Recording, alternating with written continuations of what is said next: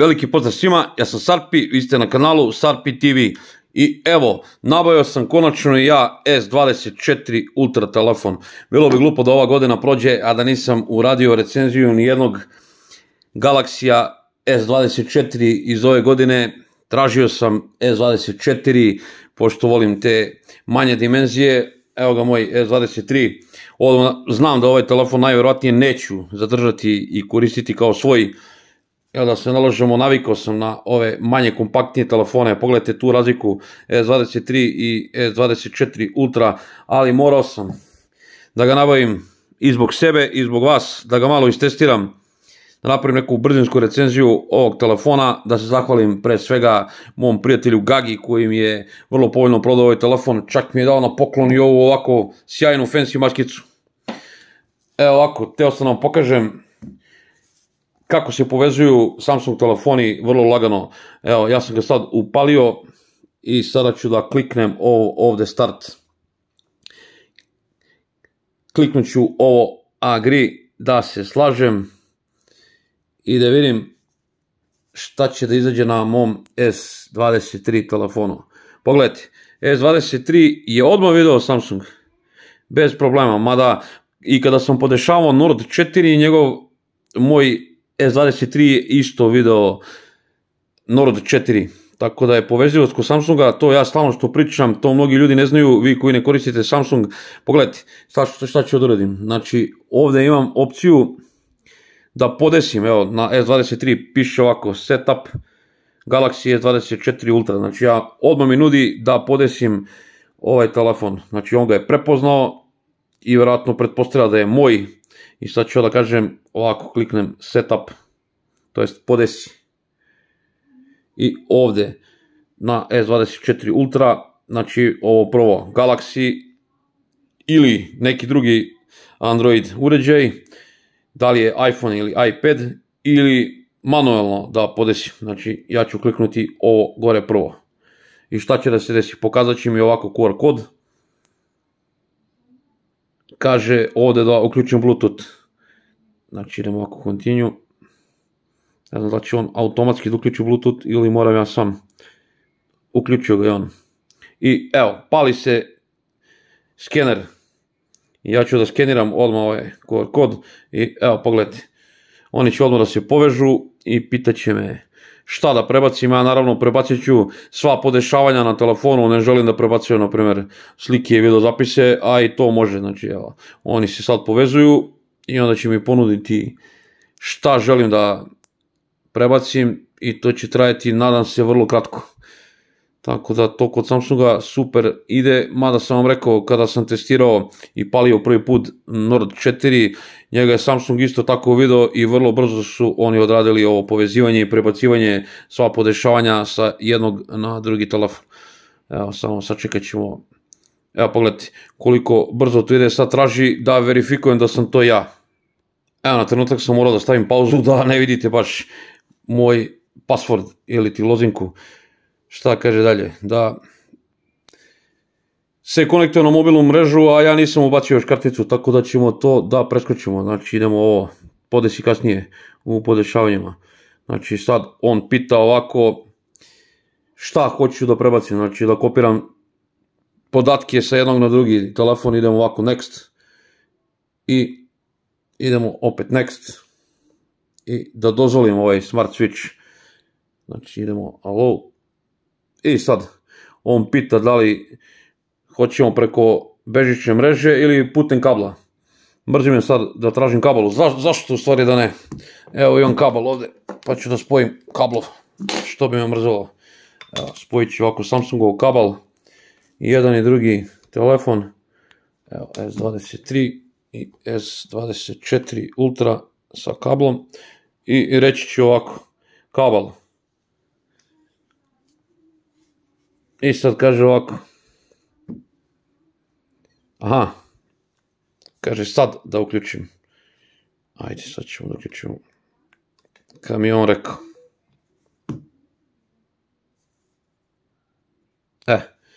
S23 mi je ovako izbacio i sad moram da kliknemo connect. Ja, sad se oni povezuju,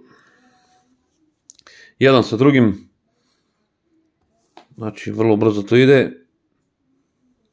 Sad, šta me pita S24 Ultra. Znači, da prebacim sve, to ima znači 28,77 GB, to će otprilike trajati 16 minuta.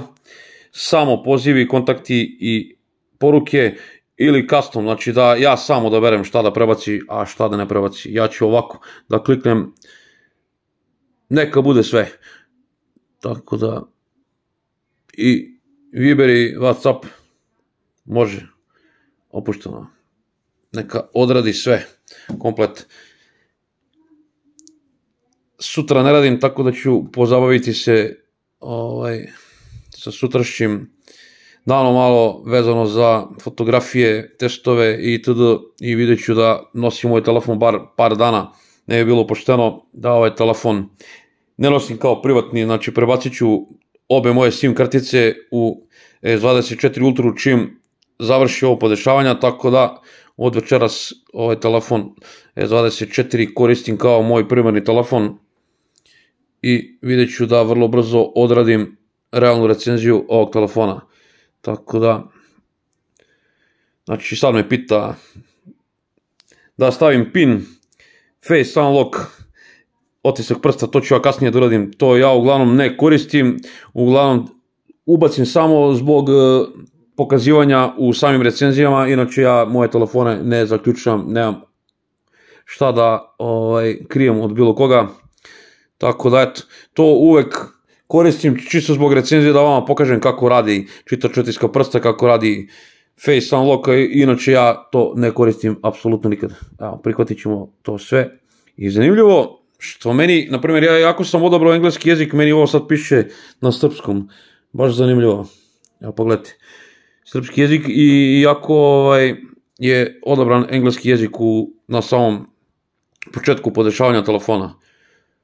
Tako da, evo sad čekat ćemo još malo da to završi, čisto da vam pokažem, zato što se mnogi ljudi čude kako mene mrzi da prebacujem stalno sa jednog na drugi, to je vrlo prosto, to sam pokazao kako Samsung prebacio vrlo prosto sa jednog na drugi, čak moj Samsung vrlo lepo radi i sa drugim brendovima telefona, znači i sa Motorolom, i sa Realmijem, i sa onim Nothing Phoneom, znači nikakav problem nisam imao. Sad, kako bi to funkcionisalo, na primjer da nije Samsung moj primarni nego neki drugi, verovatno ne tako dobro, jer Samsung je dobar, poznat po tome, po toj povezivosti lako i sa računarima.